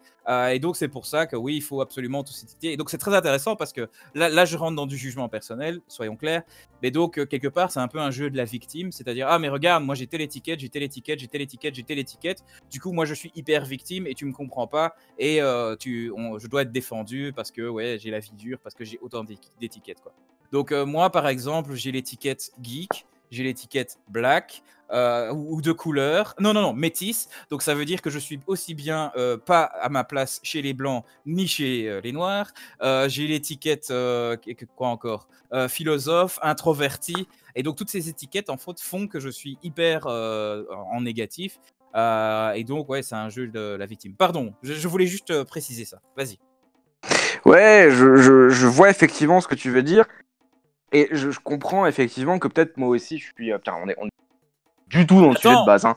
Toi aussi, ton étiquette, tu es d'origine. Bah, justement, italienne, moi aussi, je pourrais y aller. T'es musicien. donc voilà, donc moi je suis geek, je suis Tu es musicien, donc économiquement défavorisé. ouais, je suis clairement dans la frange la plus basse et la plus inutile de la société. Enfin, au niveau économique, par contre, au niveau divertissement et idéologique et philosophique, j'ai peut-être des cartes à jouer, qui sait. Mais en tout cas, il faut que je fasse partie du mouvement dominant, sinon je suis une grosse merde. Et, Ouais. et l'idée, c'est que oui, effectivement, dans toute ma vie, effectivement, vu que vu que je fais partie, c'est là où ça devient bizarre. Vu que je fais partie, donc entre guillemets, d'une minorité dans l'esprit des gens, des autres, bah, résultat, moi, d'office, je développe un besoin de reconnaissance de la majorité. Donc, Ouais. c'est peut-être aussi pour ça que je vais plutôt être d'accord avec tout ce qui est inclusif par rapport à la majorité actuelle, afin de pouvoir être accepté et de trouver une place dans ces sociétés. Effectivement, c'est plus dangereux de toujours se mettre en conflit. Oui, c'est parce que je suis comme ça, c'est parce que je suis comme ça. J'arrive même pas à imaginer ce qu'aurait été ma vie si à chaque fois que je voyais un conflit, enfin que je voyais un problème, parce que l'origine en fait c'est parce que soit je suis trop arabe, soit je suis trop machin, soit je suis pas assez si à chaque fois je devais enfin, tu vois, générer tout un conflit, etc. Faire des réunions, mobiliser des gens, etc. sur chaque conflit, mais j'aurais plus du jus, quoi. Donc c'est peut-être aussi pour ça que je peux comprendre pourquoi est-ce que je fonctionne maintenant. Et sûrement, il faudrait que je m'intéresse beaucoup plus à ces théories-là. Mais moi, quand même, plus globalement, j'ai toujours envie de voir du côté économique ce que ça apporte en fait. Pas est-ce que tu as du fric ou pas du fric, mais qu'est-ce que ça change au niveau de ceux qui sont entrepreneurs, de ceux qui gèrent vraiment la société dans, au plus haut niveau, tu vois. Parce que si au final on fait beaucoup plus plaisir aux minorités, mais qu'en fait en haut ça reste les mêmes, ben c'est pire, tu vois. Ouais. Bah, enfin, comment... Alors, l'analyse économique, c'est que... Alors, attention, hein, parce que là, je vais aller dans du... Ça peut être considéré de la théorie de complot, ce que je vais dire. C'est que Ah. j'ai l'impression que tout ça, parce qu'on parle d'équité et pas d'égalité, c'est que quand tu regardes un peu les financements et tout ça, de qu'est-ce qui finance tout ça, Ouh là là, ouh là très... Ah oui, c'est intéressant. là. Ouais. On n'a pas été regarder tout ça. C'est que oui, c'est qu'il y a clairement, c'est clairement des riches blancs, quoi. Et des riches mâles blancs. Et le truc qui est marrant, c'est que j'en ai un peu discuté à des gens, avec des gens qui sont un peu plus informés que moi et tout ça, parce que ça les amuse de rechercher ce genre de trucs. Et eux, ils disent clairement, mais François, enfin, c'est le coup classique, diviser pour mieux régner, quoi. Chaque petite étiquette que tu te colles, tu vois, en fait, Mhm. c'est inconsciemment, c'est une manière de te distancier des autres, tu vois. Et alors là, ce qui est Ouais. puissant avec ces espèces de courants que tu finances, en fait, c'est que du coup, ces gens qui étaient victimes parce qu'ils étaient minorités et tout ça, blablabla, c'est qu'en fait, ils vont littéralement s'aliéner et se mettre de manière complètement différente, en fait. C'est-à-dire, moi, je suis différent, je suis pas comme toi, et reconnais-moi dans ma différence, et j'ai des problèmes, je suis victimisé, je t'attaque, en fait. Parce que c'est ça le truc, la philosophie derrière tout ça, c'est les victimes doivent se renforcer, il doit y avoir des lois pour que les gens qui soient riches, blancs, mâles ou ce que tu veux, pour qu'ils soient remis à leur place, pour ainsi dire. Alors, bien sûr, toi et moi, on s'entend bien. C'est que, bon, la personne qui a, je sais pas moi, 1 milliard dans son compte en banque, qui peut facilement bouger ses fonds, qui peut facilement avoir les meilleurs avocats en justice ou quoi que ce soit, elle n'est pas touchée. Qui est touché? Bon, c'est les personnes des classes moyennes, c'est les personnes comme ça, quoi. Et donc, ce qui est marrant, c'est que oui, il y a déjà quelques scandales à ce niveau-là au Canada. Donc, au Canada, qu'est-ce qui s'est passé? C'est que maintenant, certaines de ces appellations, hein, donc de ces étiquettes, Mhm. en fait, ils sont dans la loi maintenant. Et c'est-à-dire que si tu m'as. Donc, par exemple, une étiquette, c'est par exemple, moi je suis non-binaire, donc je veux pas que tu me réfères à moi comme étant il ou elle. Mais je veux que tu m'appelles Zelle. Tu vois? Ça, c'est, Ouais. je veux que tu réfères à moi comme ça. Eh ben, et donc, typiquement, il y a déjà eu des scandales de personnes qui attaquent, par exemple, leur employeur en justice en mode ah, mais moi, je m'identifiais en tant que Zelle, il m'a pas, il m'a pas parlé en tant que Zelle, et donc l'employeur doit payer quelque chose, et la personne quitte le job, quoi, et que donc elle s'est fait du fric en fait sur une entreprise, quoi. Donc c'est hyper marrant en fait, c'est qu'il y a déjà, on voit déjà l'opportunisme de l'humanité en action, de genre oh, vous mettez dans la loi maintenant que tous ces trucs d'intersectionnalité, ben je peux en profiter facilement. Alors est-ce que c'est vrai, est-ce que la personne a vraiment eu des dommages moraux? Je ne sais pas, et peut-être que oui, en effet, le fait de ne pas être appelé Zelle, c'est le plus grave du monde, et que ça mérite de recevoir 50 000 $ de ton employeur. Je ne sais pas, je ne vais pas juger sur ce genre de choses. Le seul truc que je trouve marrant, c'est l'opportunisme derrière. Le même genre d'opportunisme qu'il y avait derrière certains cas de hashtag MeToo. Et voilà, enfin voilà, voilà. Je trouve que c'est un bon moyen de parler de choses inutiles à la télé, pendant que derrière, on installe les tours 5G, par exemple. Voilà. J'ai dit mon opinion. Alors, pour, je vais essayer une énorme pirouette pour revenir sur le sujet bonne de idée, base. bonne Et je pense idée, qu'il y a bonne moyen. idée. En fait, il y a eu une époque, mais cette époque est quasiment révolue, elle est même, je pense, même complètement révolue. Il y a eu une époque où effectivement, le plus important, c'était d'avoir des terres, c'était d'avoir de la main-d'œuvre ouvrière militaire, et donc c'était extrêmement logique de perpétuer des mentalités, donc on va dire entre guillemets guerrières, entre guillemets alpha, etc. Parce que en maintenant un certain type d'éducation, en maintenant un certain type de culture, eh bien tu gardes une sorte de réserve de sécurité au cas où c'est la guerre. Eh ben j'ai mon armée de réserve, mais ma population sera prête, tu vois, à la guerre.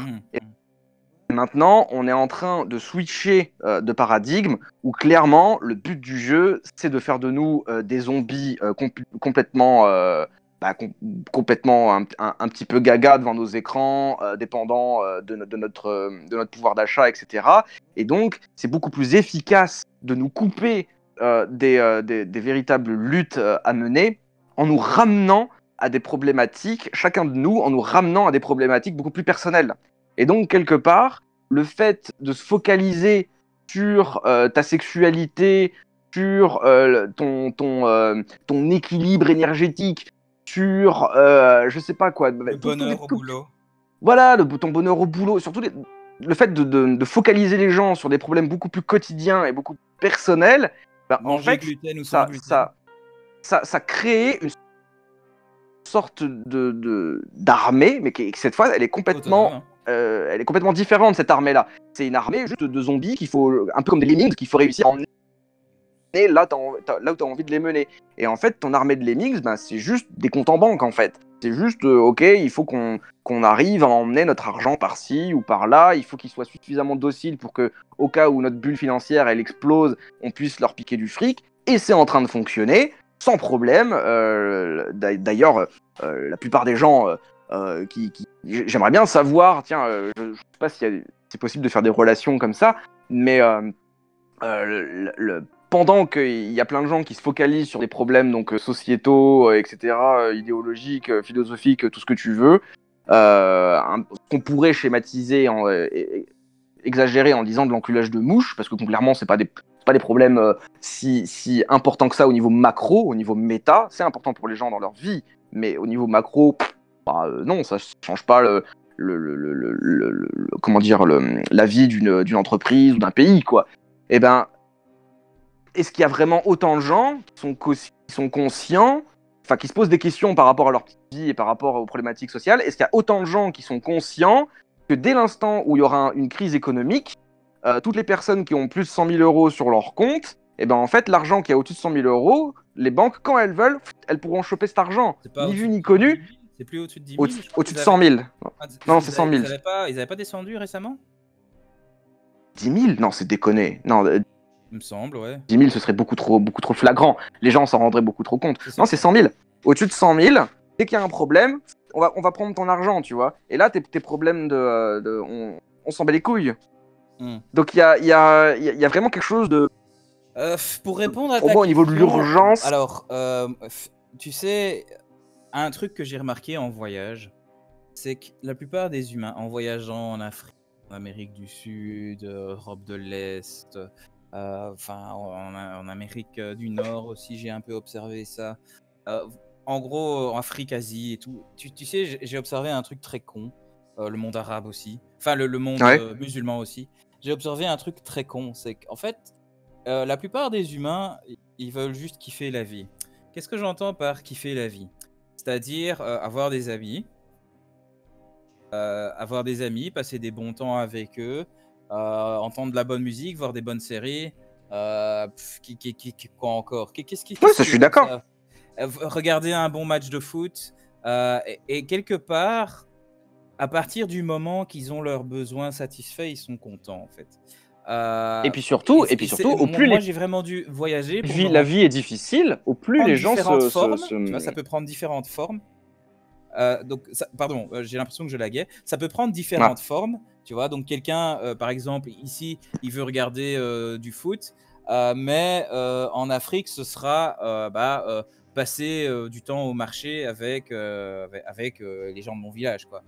Mais Mhm. en Inde, ce sera aller au temple, écouter la musique et danser pour Shiva, tu vois. Ça, pour eux, oui, c'est bien, tu vois. Ça peut prendre plein de formes différentes, mais fondamentalement, c'est juste avoir mon petit content, être nourri et avoir mes activités, quoi. Ouais. Et donc, à partir du moment qu'ils sont satisfaits à ce niveau-là, pour eux, les choses tournent bien.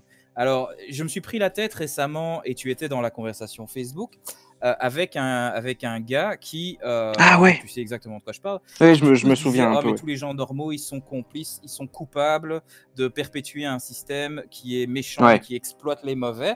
Mais moi, j'ai une autre opinion là-dessus, c'est que la plupart des gens, ils pensent pas plus loin parce qu'ils sont juste heureux.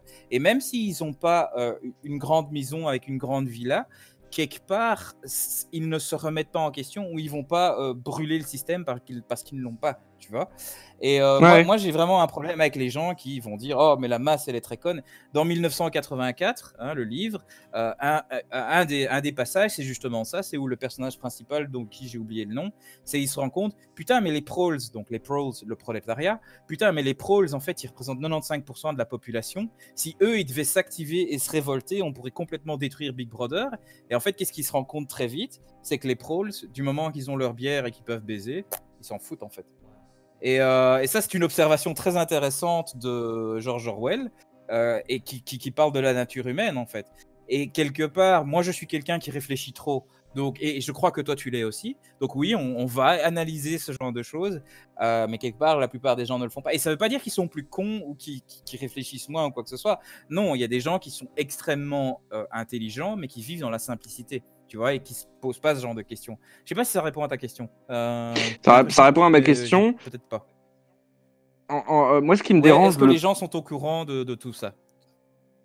ce qui me dérange le plus, c'est de faire grandir l'idéologie de les gens qui sont comme ça sont des cons, limite, et ils méritent pas d'exister, tu vois. C'est pas des bons humains. C'est pas des bons humains parce que ils voient pas plus loin que le bout de leur nez. Et il y a il y a plein de choses qui alimentent un petit peu cette pensée ambiante, ne serait-ce, je sais pas, par exemple, par rapport à l'écologie, que bah, si on serait un peu moins d'humains, ce serait pas plus mal. De toute façon, il y a tellement de cons sur Terre que bah, voilà, ça va un petit peu élaguer la merde, quoi. Tu vois ce que je veux dire? Ce genre de pensée-là qui est clair. Enfin, Alors, moi, je pense qu'à un certain niveau, c'est clairement je vais te dire tout de subventionné. suite, j'ai lagué. Est-ce que tu peux résumer ta pensée en quelques phrases? J'ai lagué, donc j'ai rien entendu. Bah, moi ce qui me dérange par rapport à ce que tu viens de dire, c'est que Ouais. clairement il y a des gens qui supportent et qui promotionnent, vraiment qui font la promotion que les gens qui sont comme ça, comme ce que tu dis, limite ils mériteraient de crever quoi, parce que ils sont pas là pour le progrès. Ah mais exactement. Il y a des gens, ils disent ça. Et moi ce que je vois à un niveau genre très très là actuel, c'est par rapport à l'écologie, tu vois. Par rapport à l'écologie, t'as quand même plein de gens qui pensent de plus en plus que si on était moins sur Terre, donc si clairement si on tuait les gens aujourd'hui, Donc vraiment, là, on parle vraiment de un petit génocide par-ci, un petit génocide par-là. Et si ce serait des petits blancs mâles, ce serait pas plus mal non plus. Eh ben, on vivrait mieux sur Terre parce qu'on consommerait moins, on tuerait un peu moins la planète. Et ça prend plein de formes différentes, mais ça, c'est une des formes. Ça me dérange vraiment beaucoup. Parce que très souvent, quand on discute, tu me reproches d'être trop complexe. Bah là, pour le coup, c'est un peu ça. C'est un peu la dictature de la complexité, la dictature du conflit, la dictature de l'égalitarisme, du progrès, machin. Bon, ben, je peux répondre simplement à ta question. Ouais. Pour moi, ça aussi, c'est manip, hein. Quand un Bill Gates, qui est quand même très important, il dit, il se ramène sur TED, je ne sais pas si c'est TED ou si c'est un... Il va dans une conférence et il montre une graphique ultra... Enfin, il montre une formule ultra simple. Il dit pollution, tu vois, pollution est égale à le niveau de technologie, et donc qui est un chiffre, multiplié par le taux de population, multiplié par deux autres trucs, tu vois. Et il dit, alors, le niveau de technologie, ça, on ne sait pas vraiment le faire, on est tous activement dessus, blablabla. Et puis, il dit les deux autres trucs, et il fait un commentaire, ah ouais, on peut rien faire là-dessus. Donc, en fait, le truc qu'on devrait faire, ce serait peut-être réduire la population, et là, on réduirait la pollution. Donc oui, il y a clairement de la manipulation d'opinion à ce niveau-là. Et bon, ok, il y a des gens qui y croient. Bon, pour moi, de ce que moi j'observe au niveau énergétique et au niveau fonctionnement, il y a plein d'alternatives. Ce qui est intéressant avec ce coronavirus, c'est que bon, ben voilà, on a prouvé qu'on peut travailler de la maison, hein, et donc il y a moins de gens qui doivent aller en voiture, hein, donc il y a moins de pollution. Ça ne veut pas dire qu'il faut dépopuliser, enfin, qu'il faut enlever plein de gens, enfin, qu'il faut tuer plein de monde, tu vois. Il faut penser différemment, et clairement, il y a des gens qu'on veut pas, qui veulent, enfin, qui veulent pas qu'on pense différemment. Je veux dire, allez, il y a un truc, un constat assez simple, 40% de la 40% de la population, de la pollution mondiale, c'est le top 300 des entreprises, des internet, des multinationales, quoi. Bon, ben voilà, on demande à plein de gens, ah oui, il faut mettre le plastique ensemble, il faut moins utiliser la voiture et tout ça. Pendant ce temps-là, ouais, le top 300 des multinationales, il te fait 40% de la pollution chaque année, quoi. Bon, ben voilà, et si on s'occupait un peu de ces multinationales-là, mais ce genre de discussion, tu ne vois pas sur le climat. Donc voilà ce que j'avais envie de dire là-dessus. Ouais, c'est marrant.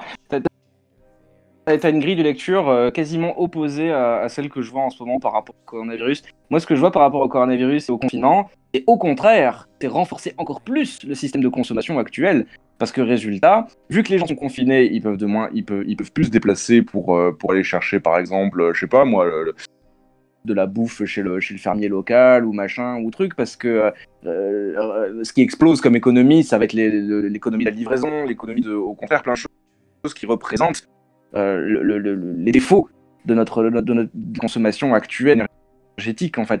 Le fait que les gens restent chez eux, c'est, je sais pas, je prends un exemple un petit peu débile, mais un petit peu rigolo, c'est ce film d'animation, là, Wall-E, où Ouais. tous ces gens qui sont un peu obèses sur leur siège, qui leur rapportent tout T'étais là ce qu'il quand faut. Rebecca est Clairement, passée. là, Parce que Rebecca elle a bien expliqué quand Rebecca est passée sur cette émission. Non, Fondamentalement. Bah, t'étais pas là, Rebecca, dis. non, Non, t'étais pas là. Oh, c'est dommage non. ça. Bon, Ouais. bah, soit, il l'a très bien expliqué. C'est que, alors, en fait, quand on parle de pollution, on essaie de résumer la pollution à l'empreinte CO2. Sauf qu'il y a différents types de pollution. Si Bah moi, oui. je mets des trucs radioactifs nucléaires dans l'air, l'effet sur le climat sera différent que si je pète, tu vois. Mhm. Tu vois. Alors, c'est très important. C'est qu'en effet, clairement, peut-être qu'il y aura moins de gaspillage, il y aura moins de gaspillage d'énergie fossile en termes de fossiles ou je sais pas quoi. Et oui, peut-être qu'il y aura plus d'électricité et que donc on va plus utiliser l'énergie nucléaire ou ce que tu veux. Et en effet, ce que je trouve qui serait très intéressant, ce serait d'avoir une discussion sérieuse et pas résumer tout ça à de l'empreinte CO2 qui ne sert à rien, quoi. C'est comme le BMI, tu vois. Le BMI qui est un outil sur lequel on juge ta santé alors que quelqu'un comme moi qui est musclé, ben forcément, je suis au-dessus du BMI, alors que les docteurs, ils m'ont clairement dit, oui, mais ton BMI, moi je vois ton corps, je vois tes muscles, oublie le BMI, c'est une mesure de merde. Bah oui, moi j'ai un BMI haut, du coup moi je dois payer des assurances en plus, alors que tu vois, on prend pas en compte le fait que mon poids, ça vient des muscles, tout ça. Bah voilà, c'est ça que je suis en train de dire, c'est qu'on essaie, tu vois, Ouais. de toutes ces discussions du climat, de simplifier avec un truc comme l'empreinte CO2, tu vois, et dire, ah mais non, tu vois, tout ce qui est cryptage et tout ça, ça dépense plein d'énergie, et donc c'est pas bien pour l'empreinte CO2. Ah, super bel argument pour ne rien crypter, et que donc les grands gouvernements puissent nous contrôler beaucoup plus simplement. Oh cool, parce que crypter nos conversations comme on a maintenant, ah ben oui, c'est pas bien pour l'environnement. Tu vois ce que je veux dire? C'est qu'il Ouais, faut non. avoir une discussion sérieuse sur qu'est-ce qui marche comme impact et qu'est-ce qui marche pas. Ce qu'on voit maintenant avec le coronavirus, c'est que par exemple à Venise, ah ben tiens, il y a des dauphins qui passent à nouveau, tu vois. Ouais, Je veux ouais, dire, what the fuck, tu vois? Alors que juste les gens sont confinés pendant 2 semaines, paf, il y a des dauphins qui passent à nouveau. Comme quoi la Terre, et là je fais mon spirituel et mon hippie, comme quoi la Terre et la nature, elle est très puissante et elle sait prendre soin d'elle-même, et que si seulement les humains s'alignaient un peu plus avec elle et qu'on faisait un peu moins de mal, tout irait tellement mieux. Et c'est ça que je suis en train de dire. Regarde, ça a prouvé qu'il y a moyen de faire les choses Alors, différemment. effectivement, à court terme, il y a plein de gens, moi je vois beaucoup de toilettes, etc. Mais faut quand même pas perdre de vue que là, en ce moment, on est en train de baisser tellement la production au niveau mondial qu'on est en train, en fait, plutôt de se foutre dans la merde. Il va falloir très très vite réveiller la machine dans pas longtemps, à l'heure actuelle où elle est. Et ça veut pas dire que qu'il y a pas des usines qui tournent. Au contraire, il y a certaines usines qui tournent bien plus depuis qu'il y a le coronavirus, et des productions énergétiques qui font bien plus qu'avant. Il doit y avoir des consommations, par exemple d'électricité, qui ont dû exploser par rapport à avant. Alors, je sais pas. Là, pour le coup, toi, je vois que tu es plutôt un optimiste et qu'on peut trouver des solutions. Moi, j'ai plutôt tendance à voir au niveau macro que là, aujourd'hui, tu as plutôt un système qui essaye au contraire de se renforcer parce que ses faiblesses l'ont emmené à un état de crise. Ah oui, oui, clairement. Ah oui, Mais, oui. Mais je mais suis ça ne veut pas d'accord avec toi dire sur ce qu'au point-là. niveau énergétique, au Ouais. niveau consommation et écologie, ça va mieux. Non, non, pas du tout. Ça va être Mais pire, Elias, en fait, est-ce que tu as pour compris, l'instant. Tant que le système essaie de est-ce se que tu consolider, ça va mon être pire. argument fondamental? Mon argument fondamental Oui, oui. est celui-ci, c'est qu'il y a différents types de consommation. Si Oui, moi, bien sûr, bien sûr, bien je sûr. Ça, j'ai mange, si compris, ouais. moi je mange du fromage, eh ben oui, je vais péter et je vais créer de la pollution en termes de méthane pour tous les gens qui sont autour de moi. À chaque fois que je pète, ça va sentir mauvais. Mais si je consomme des trucs sains, bah oui, bah, ok, je peux avoir la même consommation ou peut-être même plus de consommation et je ferai beaucoup moins de pollution et ça puera moins autour de moi. Est-ce que tu comprends cet argument simple? Mhm. Ouais, bien sûr, bien sûr. Dire il faut qu'il y ait moins de production, il faut qu'il y ait plus de production. Pour moi, ça peut tourner pareil, hein, le monde. Le seul truc, c'est ouais, bon, ok, il faut, si on veut vraiment impacter le climat, il faut aller là où ça a vraiment de l'impact et où il y a vraiment un effet positif. Et moi, je suis pas convaincu que d'aller faire chier mon père de 80 ans et ma mère de 67 ans. Hein, pardon, ouais, 67 ans. Enfin, je connais l'âge de ma mère, donc qui ont dit de la difficulté à marcher, aller les faire chier et rendre leur voiture illégale, quoi, tu vois, parce que il faut réduire les émissions à Bruxelles, quoi. Fuck you, quoi, tu vois. Vas-y, demande à toutes ces entreprises, à ces multinationales qui sont responsables de. Allez, rien que le top 300, c'est responsable de 40% de la population. Je veux dire, quand ils pensent 2 secondes, c'est genre, mais pourquoi tu fais chier les gens normaux, quoi, tu vois? Alors que c'est Bah oui, juste le bien top sûr, ouais. 300. Alors, j'ose même pas m'imaginer quand tu vas sur le top 500 ou bien le top 1000 des multinationales mondiales. À combien de pollution ça représente, etc. Voilà, ça c'est mon point. Faites pas chier mes parents, Ouais. bordel de merde, gouvernement à la con. Comme quoi, Mais non, mais je suis complètement d'accord que si tu mets plein de gens super intelligents et super influents sur une table, ils peuvent te trouver très rapidement plein de solutions tout en maintenant le niveau de vie qu'on a. C'est évident. Mais voilà. on nous fait croire l'inverse, quoi. On nous fait croire que la décroissance est la seule solution. Je sais pas. Oui, la décroissance est la seule solution, en opposition à un système qui est aujourd'hui le nôtre. Et si tu pars du principe que il n'y a pas d'alternative, si tu pars du principe qu'on peut trouver des alternatives et qu'il faut juste ouvrir juste l'imagination et le dialogue et je sais pas comment expliquer l'inattendu et que oui, on peut être surpris par des choses qu'on pensait impossibles.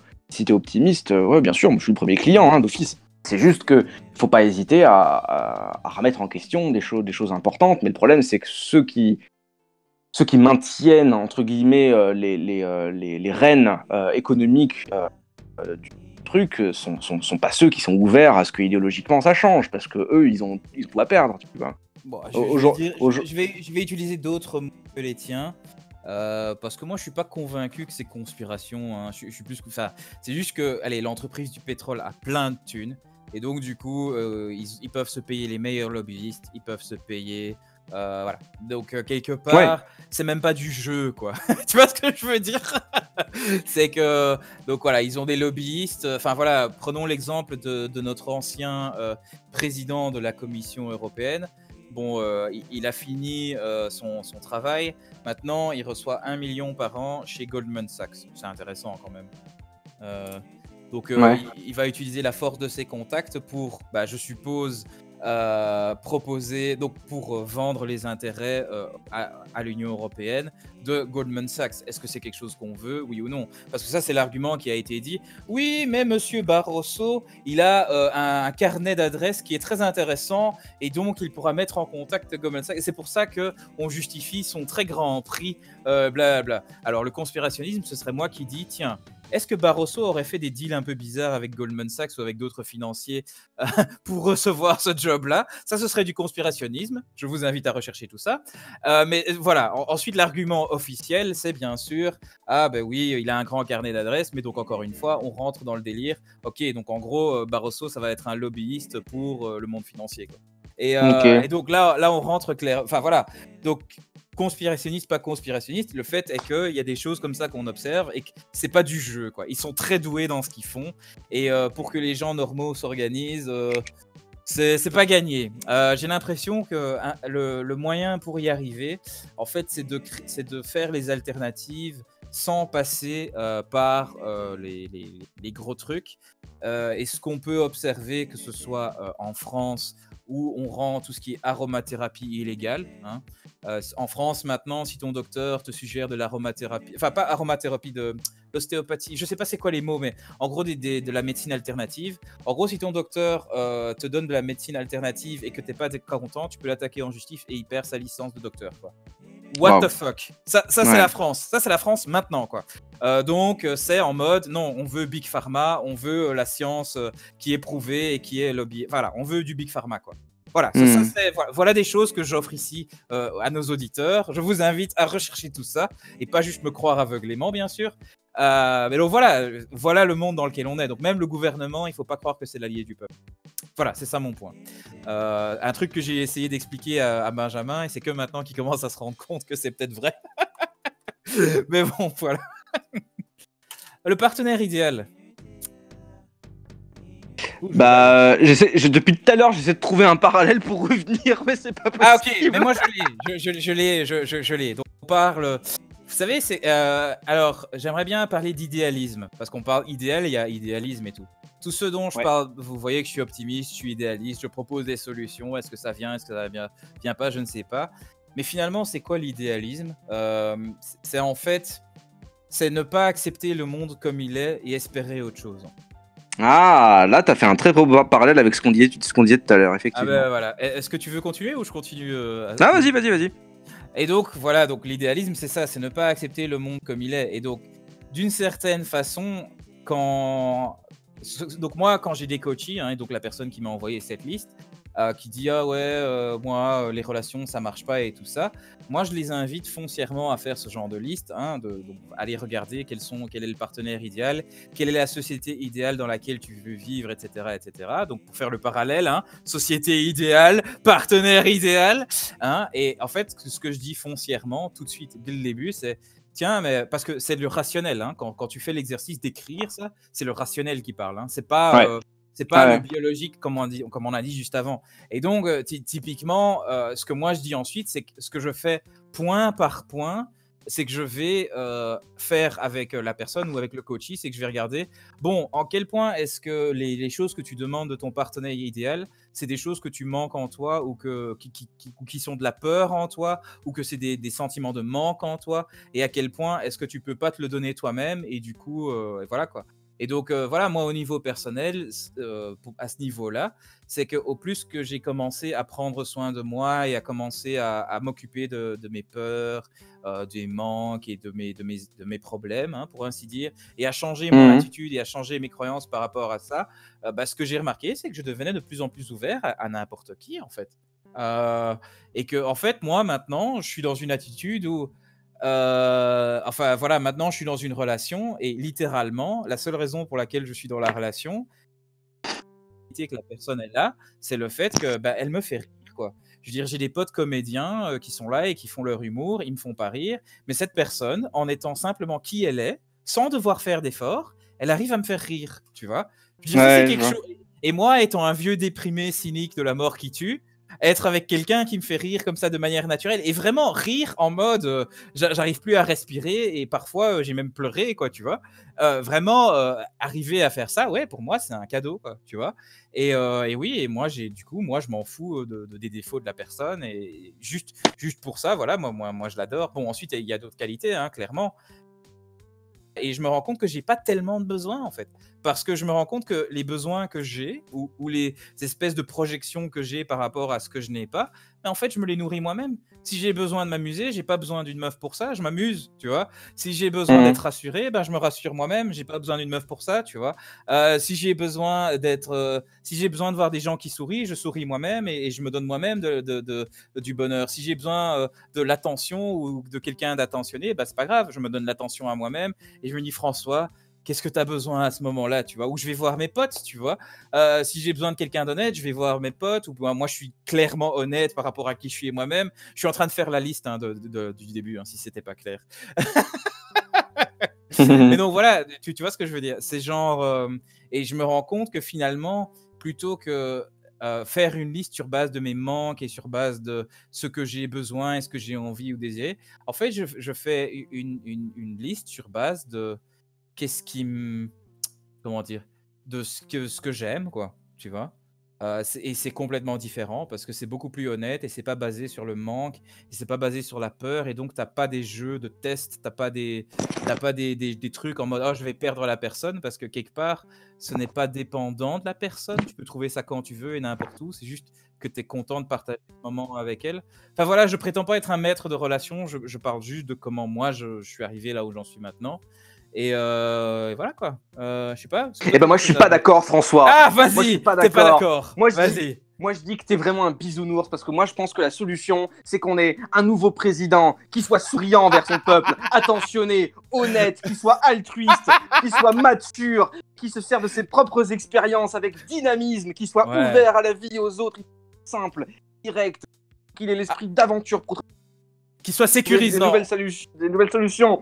Il faut qu'il soit sécurisant. Bien sûr, il faut qu'il aime les futures générations. Il doit faire preuve d'intelligence, d'indépendance. Il doit aimer son Il doit être peuple. tendre Il doit avec son avoir plein peuple. d'idées pour trouver de nouvelles Il solutions. doit avoir plein d'idées et il doit avoir de l'humour comme Obama.